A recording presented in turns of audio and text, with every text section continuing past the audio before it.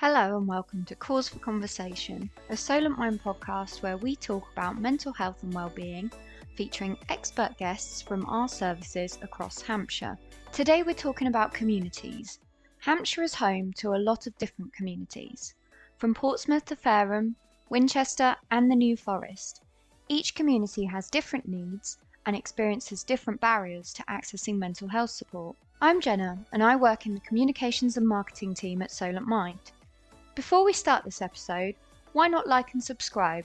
And when you've finished listening, please spare a moment to leave us a review or comment, letting us know what you want for future episodes. Solent Mind's strategy focuses on how we can support our communities, and our guests today tell us more about how we're putting that into practice. I'm Harley. I'm a peer support and wellbeing practitioner with Positive Minds based in Portsmouth, as part of Solent Mind. My name is Aster. I am the Recruitment and Volunteer Coordinator for NHS Talking Therapies Hampshire. You're welcome both to the Solent Mind podcast, Cause for Conversation. It's great to have you both. So, communities are a big theme of our Solent Mind strategy. So my question to both of you really is, how are we providing accessible mental health and wellbeing support to the communities that you both work in? I mean, from Portsmouth perspective, we have, with Portsmouth is so multicultural and lots of different communities. We also have the university as well. So we get, all kinds of people walk in, come in through our service, and, we try to be as accessible as possible.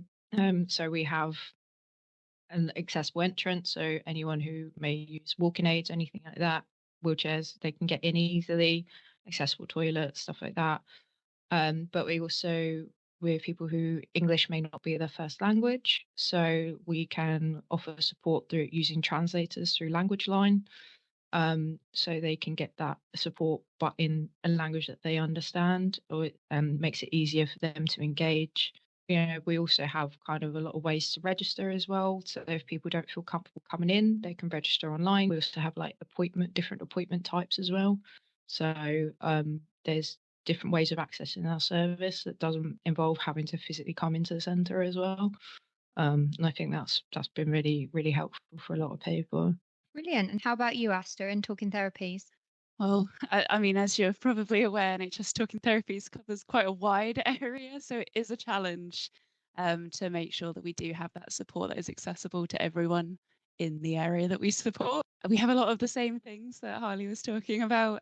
So translation services, various different ways you can sign up. So through your GP, self-refer. You can even call up. We have a main line, so you can call and talk to someone who can talk you through that referral process. I think something that we've recently been doing, because most of our support is online or over the phone, is trying to expand that in-person support. Because for a lot of people, especially hard of hearing, or various different sort of accessibility needs, having those appointments in person is so much more beneficial for them. So we've got a long list of locations now with different sort of in-person facilities and support, so we can offer those, and we're trying to expand that groups that we offer and have those in person as well, so people can really have that sense of community and togetherness, because isolation is such a big part of mental health, and overcoming that can really help with recovery. And Harley, you run peer support groups at Portsmouth as well, don't you? So could you tell us a little bit about those? Yeah, so I mean, we have such a variety of groups. We have a SAD drop-in on a Monday, so that's like a stress, anxiety, depression. It's in collab with them. We have a lovely volunteer, Katie, who comes in. We also have a creative writing group, which one of our other peers, Hannah, set up because she used to be an English teacher. We also do various drop-ins for employment support, PIP drop-in. And then on a Thursday, we have an art group, which is very popular. One of our peers, Jane, she runs it, and a lot of people tend to go because she's there. Which is testament to her and how she runs it. And then one of our newer groups is the neurodiversity group we set up a couple months ago. So that runs on a Thursday afternoon, and that's been very popular with our service users. A lot of people come along and realizing it's not just them dealing with the issues of neurodiversity, because obviously often neurodiversity and mental health goes hand in hand. And not a lot of people realise that, and actually having that supportive space has been really helpful for people. And then we also have another peer drop-in on a Friday. That's just a kind of general drop-in. People come along. We have a lot of regulars, we say. They come in every week, and they, it's just tea, coffee, biscuits, chat, being around like-minded people. And we find a lot of people come to a lot of our groups like regularly. They find community here. They feel comfortable. They even meet up outside of the space as well. They make their own friendship groups, and I think it's really valuable. It's certainly, I wish I had this kind of support when I was unwell as well. So I think it's really, really lovely to see that. That's brilliant. And do you have to be referred, or can you just drop into those groups? So with the groups, we ask for a self-referral to be completed. That can be done on the phone, can be done online. People can just pop into the centre and just do a referral with someone if they feel more comfortable with that.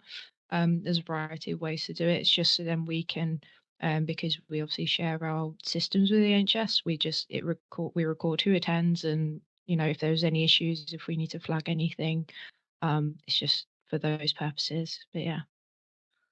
Okay, brilliant. And Aster, there's some groups and courses that NHS Talking Therapies offer as well. So do you mind telling me a bit about those, please? You're testing me now. So in terms of groups and courses we offer, we do have a lot of psychoeducational stuff. So I think the really big one is the Managing Moods group, which is kind of like a toolkit of various different methods you might be able to incorporate into your own life. That you can go more in depth with that, sort of having that one-to-one support with a practitioner on a specific sort of method that you were more interested in or might help you. So we've got one about sleeping soundly. So sleep hygiene, making sure that we're sleeping well is so important for well-being. Makes, I know, a huge difference to me managing my chronic pain. We also have a premenopause group, and that just has been fantastic to see, because I think it's an area that not many people talk about, and actually to know you're not alone in that sort of like perimenopause phase, where there's not a lot of information, to have a bit of information, but also to hear from other people's experiences is incredible and really powerful. So, and I think that's been extended. So it's 2 sessions that sort of like connect and tie in with each other. And we do have employment skills workshops as well, similar to, I think, what they have in Portsmouth. I think we run them online at the moment, but we're looking to have them in person as well. That's great. You don't have to remember all of them. I know that there's a lot more that we offer. Yeah, of course. Again, is that a referral process? So do people need to refer themselves into Talking Therapies? Yeah, so you can self-refer. So it's the same. We need it for our systems, just so that we can make sure that we are giving people the best possible care, and recording that for other people in the future to know what's worked for someone, or maybe what hasn't worked, so that we don't repeatedly try and make people do the same things. So there is a referral process, but I hope it is accessible. So you can do it online, and if you're struggling with it, you can call up our main line and get some support with doing that referral, or your GP can put a referral through for you. How do we at Solent Mind tailor our support to the specific needs of our communities? I think with us at Positive Minds, obviously we have that access to language line, stuff like that, that really helps with people accessing it, especially if English isn't their first language. But we obviously are also aware that, sometimes people walk in, they're very heightened emotionally, a lot of stuff's going on. So we kind of try to accommodate that so we have we call our Barbie room. It's a pink room. It's just pink. We call it the Barbie room. And that has like fairy lights in it, and it has a main light. So we usually turn the main light off, have the fairy lights on. It's a more calming environment. It's a private space. People can, come in. If they need to cry, they can have a cry, and it's not done in front of everyone. They can have that space, that private space to talk. We try to have a lot of low-level lighting, low-level stimuli where we can, where possible, because a lot of us in the office are neurodivergent as well. So that actually helps us perform better as well as a team. And stuff we always have out, we have a bowl of fidget toys at the front, because we find, like, especially if you're waiting for an appointment, you might get anxious. Like having something a bit tangible could be grounding. We have like a system in place in the neurodiversity group where people, we've got fidget toys about, and people we've got earplugs as well, because obviously a lot of people have sound sensitivity. I know I do. So having lots of different things available, it's been really helpful. And with our facilities, we have gender neutral toilets. We've always had gender neutral toilets, which I think is really great. Makes me feel very comfortable as a trans person. And also I think it's really good for other people as well. Like we have our disabled toilet, we have our the standard toilet, so we have that access if needed. And that's just, it means that more people can access our services, and that's what we want. We want to be helping as many people as we can in the community. And how about in Talking Therapies, Aster? We see every type of person you can possibly imagine, being such a wide area and also an NHS service. But I think that one of the key things to do is make sure we're giving people a chance to actually tell us what they need, because everybody's needs are different.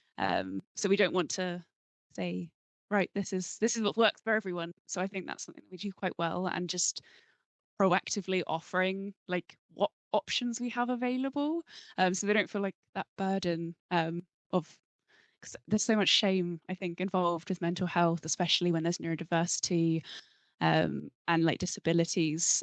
If you haven't had a supportive network around you advocating for your needs to be met and for people to adjust to what you need can be really difficult. So being proactive in offering what is available is one of the things that we try and do. So would you have, if you were having one-to-one support, for example, would you have an assessment with a practitioner, and then the support would be sort of personalized to what your goals are?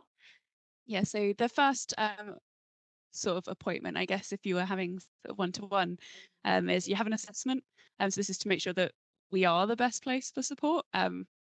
And if we're not, making sure that we're having those meetings with other services to make sure that they do get the right support. We don't just say no. But then from that point, in our service, they'd have a practitioner, so one-to-one, if they're having that sort of guided self-help, we call it. The practitioner will sort of build your goals with you and sort of empower you to meet those and remove any obstacles to achieving those goals with you. So it's really working with the patient and being led by them as much as possible. Great. And Harley, do you have a similar approach with peer support? Is it sort of about working with that person on their goals? Yeah, so I mean, we like to have, obviously, people to have their own autonomy about what they want to work towards. So if a primary referral, it's more group-based support. So it's coming to the groups that we run, any drop-ins and stuff we run, that'll be the main kind of focus of support. If someone is referred through secondary care, that's when we do the more one-to-one support. And we generally, in the first 1 or 2 sessions, we try to make sure we kind of set out a goal, making sure people are kind of clear about what they want to do. So if that's social inclusion, getting out in the community, getting into groups with support, that's what we can do. Graded exposure. So some people obviously struggle to get out, agoraphobic. So building up their confidence to get out in the community by themselves and actually being able to kind of, travel on the bus or get out of the house. It can be fairly simple, but for us, it's goal orientated support. They come in, we make a goal plan, and we try to work towards that goal. Hopefully we achieve that goal. Sometimes it doesn't happen, things get in the way. So obviously our aim is to make sure they achieve that goal. But even if there's just some improvement, that's still a win in our book, to be honest. With goal orientated stuff like in therapy, I think it can always be adjusted. Like if they've had something happen that gets in the way of that goal, or maybe their focus shifts, it can move. It's up to them really what they want to get out of that support, isn't it? It's giving them autonomy, because especially when you're mentally unwell, like a lot of your autonomy can be taken away. So actually being able to go, this is what I've been told that you would like to do. Is it something you'd like to do? Or is it something else? I can then go back to a lead professional and we can discuss it a bit further and say, actually, this is what you want to do instead. Giving that autonomy when a lot of people don't have that, and, you know, being able to advocate for people. That's why I do what I do, you know. So brilliant. And I was just going to say, so we had an episode about peer support with Becky and Kat, and actually they said that it goes sort of hand in hand. So although it's not clinical, if somebody is accessing professional therapy or more structured forms of therapy, peer support can actually be helpful alongside that, because there are differences. Is that right? yeah, I mean, with peer support, obviously we're all peers with lived experience, or our own lived experience of mental health. You know, we all have that lived experience. We all bring that to the role. A lot of the time, our service users benefit from a combination of both. They have that clinical input where meds can be, you know, worked out, whether that needs to be adjusted, whether they have therapeutic input. But actually, sometimes people just come to us and they're like, oh, like it's not just me who has had to deal with this, and actually like sharing, you know, to some extent about what I've been through, what you know, how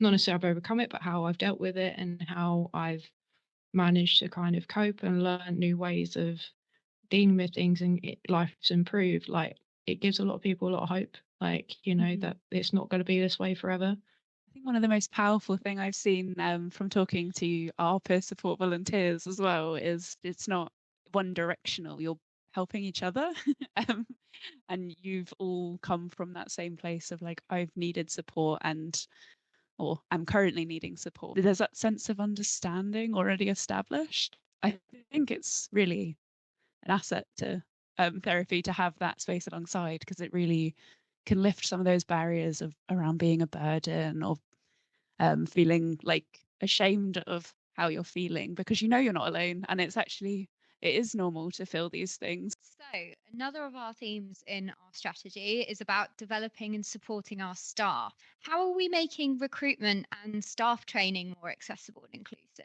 So this is really exciting, because I've had the opportunity to work quite closely with our people and culture team, specifically talent acquisition, and really looking at this, like how is our recruitment portal working? Is it accessible? And make so you can use it on a mobile, because not everybody has a computer to apply for things. Especially if you are looking for a job, you potentially don't currently have a job, and that makes affording these things really difficult. So just making the actual process itself accessible, but then also in interviews, really looking at what our values are and aligning those questions with those values. So like around inclusivity and accessibility, really having that as part of our process. So we're continuously growing and incorporating all these new perspectives from the moment people sort of join our team. And we have a LGBTQIA plus group, which has a lot of neurodiversity in it as well, and we just support each other within the workplace. I also wondered about, you know, obviously we want people from all walks of life with all different experience. It might not necessarily be professional experience, but lived experience as well. How are we sort of trying to get out in our communities and find new talent, I guess? Okay, so we are looking at going out into the community and actually just being at events and having a face, someone to talk to, and actually talk about the opportunities. I recently went to the Gosport recruitment fair, and there were so many people that were like, oh, I don't think I'm qualified for this. And I'm like, it's entry level. Like, you are qualified, because you don't need a qualification. And actually your experience is what's important. And almost pretty much everybody has transferable skills or a way to develop those. A lot of things can be taught as well. So actually having a chance to have those conversations with people and seeing what areas of the job descriptions they're getting hung up on that they don't feel they have, so that we can adapt those to actually make it a bit clearer what that means, so people aren't put off and think that they're not suitable when they are. And also reaching out to, there's a lot of support groups and peer support groups these days, It's been, I think, really popular. Understandably, I think it's incredible that it has become more accessible in recent years. But looking at maybe reaching out to those groups of people with lived experience and saying, we have these opportunities, we have a workplace that is 70% of our staff have lived experience. So come and work with us and bring all that knowledge. It's because there's nothing can replace that. You can't teach that. Yeah, definitely. And particularly for the peer worker roles, right? Yes, absolutely. It is one of those things, I think, in mental health, there's a lot of stigma around men talking around mental health. So really as well reaching out to those men's peer support groups, because having men that are happy to talk about their stories and share these things, all of that, it goes so far towards that stigma and like really unpacking it and showing that it's not the case. You're not weak. It doesn't make you any less for reaching out. Is a strong thing to do, and actually everybody needs support sometimes. And I think the best way to do that is to lead by example, and just community groups, having presence, and talking to people. Nothing beats actually being in the community. What's your experience of working at Solent Mind, and what do you like most about your roles? From a personal perspective, like from when I joined or when I went through the recruitment process, I actually found out about the role through my friend Sarah, who already works here, has worked here for a while, and she's like, I think you'd be really good at this. Did the application and stuff, and actually the accommodations were instant. I said, look, I have ADHD, I'm looking at getting diagnosed with autism. Is there any accommodations that I can have through the interview process? And they're really good. Like I was told I was having to do a presentation. I was given funny enough, the theme was community. So I made the theme about community. And they were looking at, they gave me the questions in advance, which was really helpful. So, and I was allowed to kind of take in some note cards. I've written some little notes so I wasn't kind of sitting there thinking, like tripping over my words, I'm stumbling, and actually that's been really great. And ever since I joined, I've just felt really welcome, being non-binary. I've never felt uncomfortable with work. Literally, as soon as I said my friends are they, them, everyone was like, cool, that's it, sorted. I've always felt very comfortable expressing that. And yeah, I think having that freedom of expression as well within our team as well has been really helpful. I'm in bright dungarees and patterns all the time and have bright hair and piercings but I think that also helps as well for people like our service users to come in and actually go, okay, these are people just like me. It's not just, we're not in suits and ties and, looking very official. And I think that makes it a more welcoming environment for them as well. I had the same sort of experience coming into the service as well. I'm non-binary as well. And the reason I applied for the job with Solent Mind is because I knew it was a supportive workplace, because I had friends who worked here, and just that's such a huge factor in what I will apply for is whether or not what I know about that organisation already and how supportive they are, because I don't want to work somewhere where I can't be myself. I mean, for me, it was a bit of an adjustment when I first started. It was quite challenging because I had been out of work for quite a while.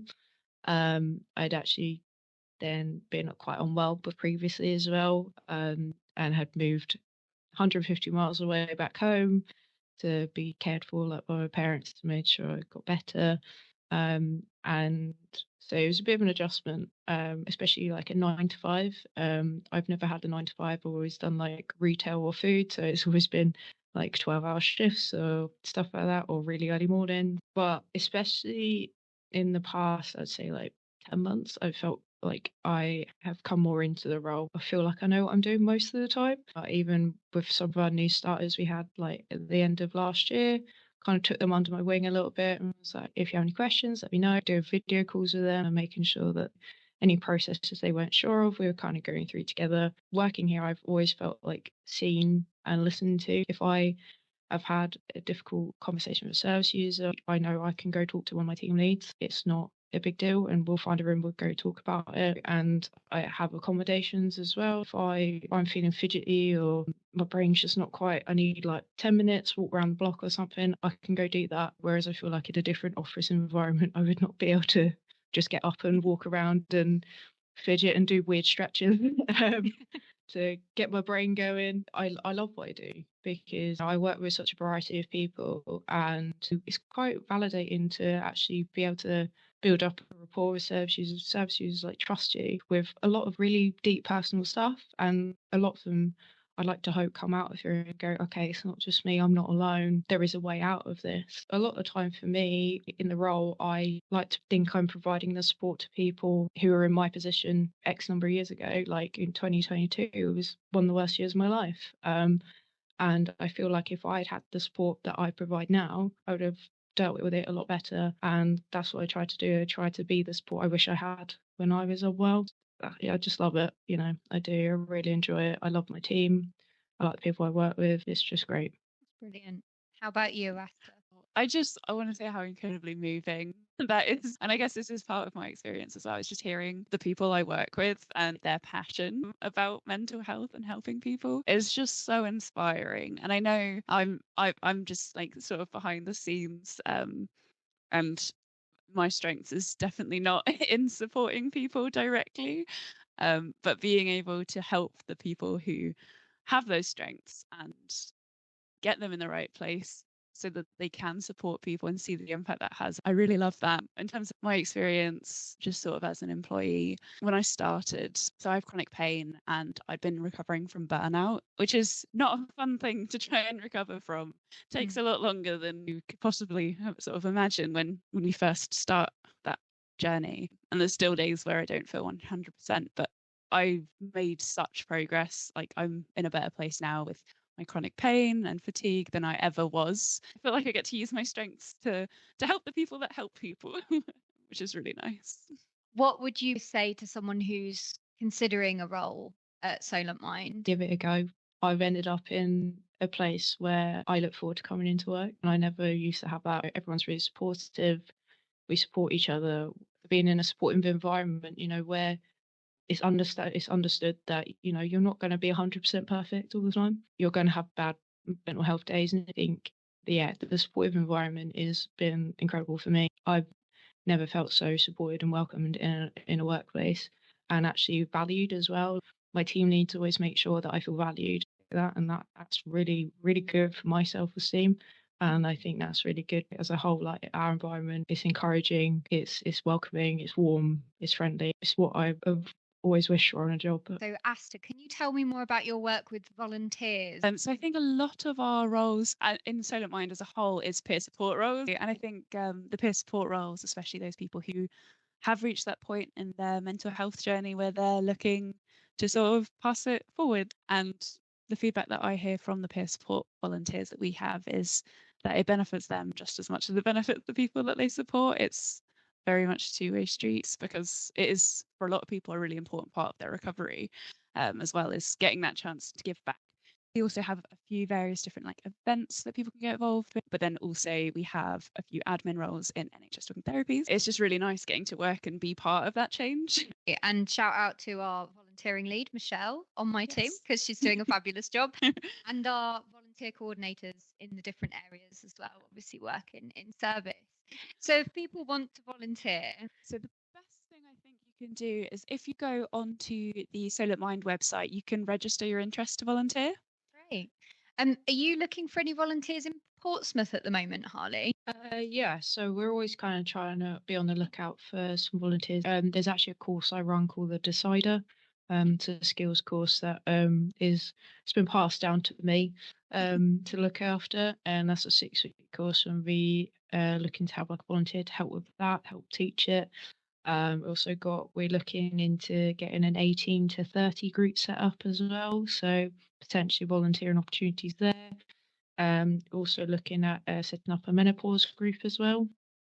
So similar to what's obviously already available with talking therapies, but again in our own capacity, and having hopefully some more lived experience, because a lot of us are not at menopause age in the office. So having volunteers come in is really vital as well to us. So we're always on the lookout for more, and actually again, using lived experience is really helpful for other people as well. Yeah, I think you both sort of highlighted how that can be useful if you are between jobs at the moment, or you're not working for whatever reason. Coming and volunteering can actually give you a bit of routine, help you build those skills, as you say. A lot of people that I've seen come into roles with us anyway already have a lot of skills, but it's just the confidence that to believe in themselves that they do have those skills, so that they can then sell those skills, like to be like, yes, I do have this, I am a strength. Because being able to talk positively about yourself is such an important part of getting a job, and it's not something that people are often, I know I'm not comfortable with it, and being able to build that confidence that actually what you do and what you know is really great, and it is an asset to any place that you work in, and knowing that is really powerful. But for some people it's just that sense of community and having people to talk to. Yeah, I mean, prior to actually coming to Solent Mind, I actually was a volunteer for a charity, and I was helping people who have disabilities, or whether that's physical, whether mental health issues, stuff like that. And it was adapting, like basically making cycling accessible for all people. So that really built my confidence up, my people skills up. Building those skills, as you said, building that confidence, it was really vital, and I think that's part of why I got the job I've got here. I don't think I would have got here without that experience. Feel like you're contributing, because you don't want to, I don't want to always be locked away in my room when I'm unwell. So yeah, I think that was really helpful. I'm just very thankful for the job that I get to do. Like, if you told me 3 years ago, this time 3 years ago, that I'd be in a role that I love and I can live, independently in my own flat. Never had rented my own flat before. I rent a flat now.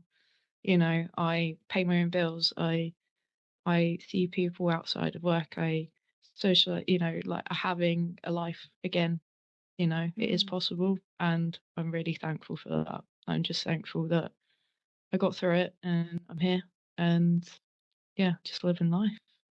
It's been so lovely to chat to you both, and to hear, Harley, what is happening in Portsmouth and the Portsmouth wellbeing, because I know that the wellbeing groups do so much good work. But the same for me as well. If you told me this is where I would be 3 years ago, I would not have believed you. So very grateful for the opportunity.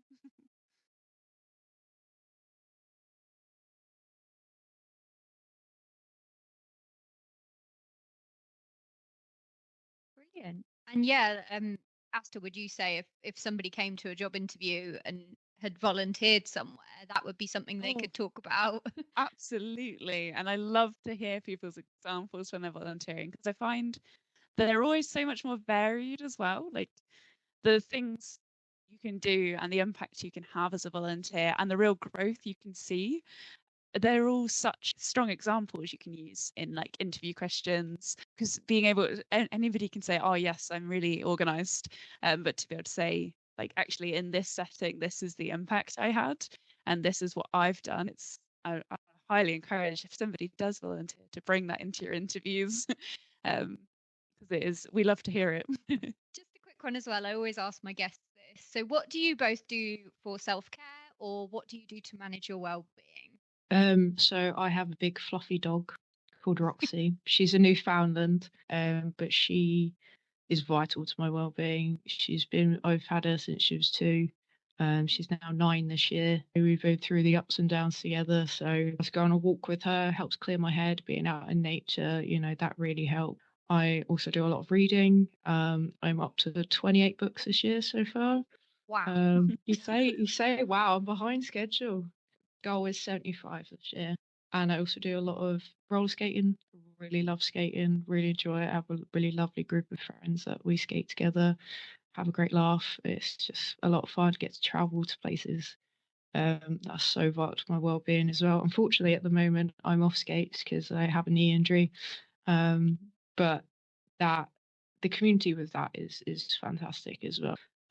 Having community in your personal life and your work life, that is really helpful, and that's been vital to my progression. Being able to actually come back to full-time work, being able to give back to people that are in my position that I was in a couple of years ago. So recently, actually, I've started running. I never thought I'd be a runner. That's I hated it in school, but I think since having chronic pain, like there was a point in my life where I struggled to even stand up. So to be able to exercise, I just feel really lucky to be able to do it, and I find it really helps with my anxiety to get that stress out of my body and going running outside and just enjoying the sun, the fresh air. And I love gardening as well. I've been going to Mayfield a lot. Wonderful, wonderful little place. They've got really good pastries as well. I had there's an apple crumble, like a cinnamon roll, but an apple crumble roll, and it was really good.